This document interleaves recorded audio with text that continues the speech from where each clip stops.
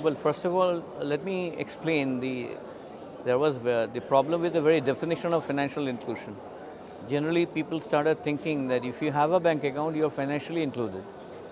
And in that process, we opened up roughly about almost about 50 lakhs of account, and we found out, various surveys by various agencies, including the Reserve Bank of India and other people, that not even 11 to 12% are using those accounts. For the heck of an account, unless the people find that it is much more easier to transact business, and if you have to travel more than 7-8 kilometers to and fro and waste about 2-3 hours of your productive time, so mostly those people for whom the accounts are open, they are not very keen. Now, Dr. K.C. Chakravarti committee by Reserve Bank, they started coming out with advocacy that no, financial inclusion doesn't mean that is only having a bank account is sufficient. You need to have access to credit provided, and banks are now directed. The mandate is by 2012, almost every village having more than 2,000 population should be covered under this one bank branch or a BC covered by those. So that means in that process, almost about 150,000 branches will be opened in that, and slowly we'll take it thereafter. And banks have been advised and mandated to provide at least 500 rupees credit, so that habit inculcation of using that funds again and again, and by using that funds, some savings is induced indirectly. So this is now more meaningful because now people are feeling inclined to have a bank account, and they know that if I can use this 500 rupees productively, I may get more. So informally and formally, they're inducting into the financial system, which is literally actually it means the financially included, so that they can change their life by financial services and using more and more productive financial activities. Yeah. Sir, which approach you advocate for the business correspondent model linked to the use of ICT? Define the question. Which model means? Uh, There are very many models. what is the ideal model? So there is nothing called idle. Basically, you have to understand, we have been pretty late in taking this agents-led model.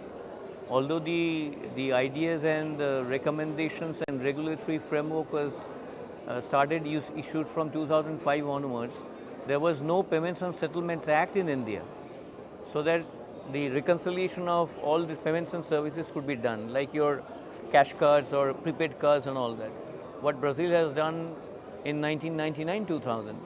So it came into being only from 2008 with operational guidelines. You see, now the guidelines have started that now initially 5,000, now you can transact 10,000 rupees business, and slowly the banks have allowed now transfer of mobile remittances and all that. But the point was the cash in and cash out facilities by the BCs, which were not there. Because unless you have some tangible income out of the operations, why will people invest? So now BCs have been included now the BC guideline that non-profit organization initially now people with proven track record and with a profitable business also can be assigned as a BC. So now it's more fulsome that you have non-profit, you have businesses, you have eminent persons who can qualify as a BC, and then technology also.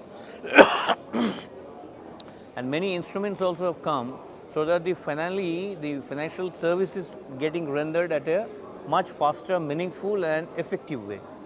So ideally, BCs has to be perceived in terms of a business activity whereby philanthropy, social inclusion as well as the businesses can combine together. So that would be the ideal model. Yes, sir. There also there continue to be a lacuna that whether CSCs can be acting as the BCs. Now whether the banks will use the CSCs, each and every CSC or VLEs as BCs or not, that yet to be defined, because banks are taking their own call on that. But the opportunity and the possibility of CSCs acting as the BCs also has opened up. You know what has happened, or what will happen down the line? Probably one BC will select a couple of CSCs and VLEs where they're functional there, because BCs are as yet bank related, not bank agnostic. a BC has to be appointed by a bank.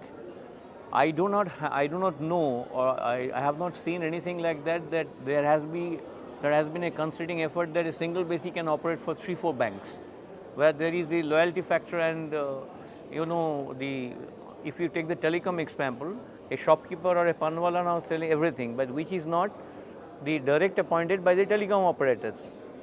Banks also thinking in terms that once it becomes an open channel, that probably will happen. Once that issue is sorted out, then the question of servicing the poor, acting as a BC, because they are only allowed to pay and take cash. No credit services are allowed as yet.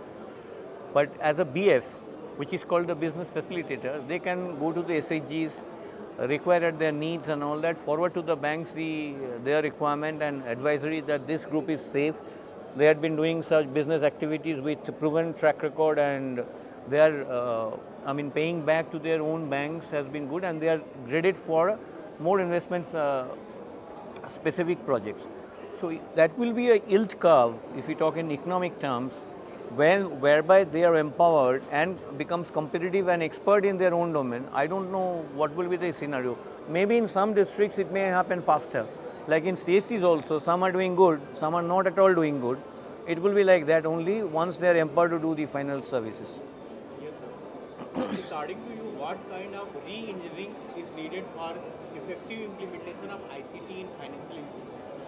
You have hit the correct word. Unless we have a financial superhighway in tandem with the information superhighway, and the rights and privileges has to go hand in one, because we have a broadband economy or connectivity moving into the ICT. There are hardware, there are people operating that, there are possibly softwares and people to man those services. But there is no financial services which is adaptable and easily deployable to the people.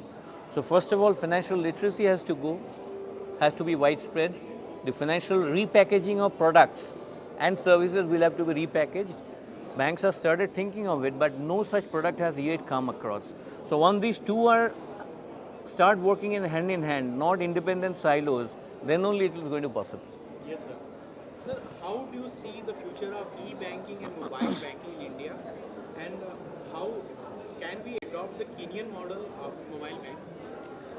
Well, that's a very critical question, because e-banking has taken roots. I could say that people are using their debit cards or net banking to buy various goods and services, mainly plane tickets, air tickets, and sometimes e-shopping also is coming out.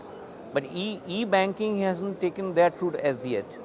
When you talk about financial deepening, the number of ATMs that you have, unless you have ATMs, the net facilities and there is a problem with the net banking facilities, because handshaking time, if it is delayed, the server gets to disconnect you from that and again redo those services again and again. So the stability of that line and the connectivity and the bandwidth and the backhaul, these are the telecom parameters which is necessary. At the same time, the accessibility to bank's portal and all that has to go hand in hand. It is quite now, most of the, I would say not most, about 20-30% people are getting familiar in the cities, maybe beyond in the suburban areas also. As it happens more, it will have an effect on the net and the e-banking. Mobile banking is happening in a minuscule form. If you look at the number of services, like top-up or transferring money between account to account, which is taking the NEFT and the RTGS route, which is not phenomenally happening. Once that stabilizes, people will be comfortable and maybe mobile savvy to do mobile transfers. But it's very early stage, and I don't visualize that before end of 2012, it will be having a tangible effect. But mobile remittances are a huge possibility. Once the banks and Airtel, the SBI or Vodafone multi-staking banks are coming into play with their own huge network, I think the sky could be the limit. Yes, sir. Sir, there are 6 lakhs unbanked villages in India, and only 38% of the country's bank branches are in rural areas. So what should be done to mitigate these challenges? As I told you, this particular fact is not correct. There are total 600,000 villages in India. So it's not that not every villager doesn't have a bank today. There are probably 20,000 or 25 or maybe more villages are covered with bank branches. The target is to take every village having 2,000 numbers to have a village branch or to be serviced by a BC, full-fledged BC, working with some of the banks. So that way, almost about 200,000 villages will be taken care of. That is the initial first stage. So if you cover 1/3, so gradually, once the mandate and the practicality of using banking services comes as a general medium, then possibly we can go to the 50% coverage slowly. And which is a tall order. I don't visualize by 2014 is going to happen, but at least some initiative most of the banks have started taking into.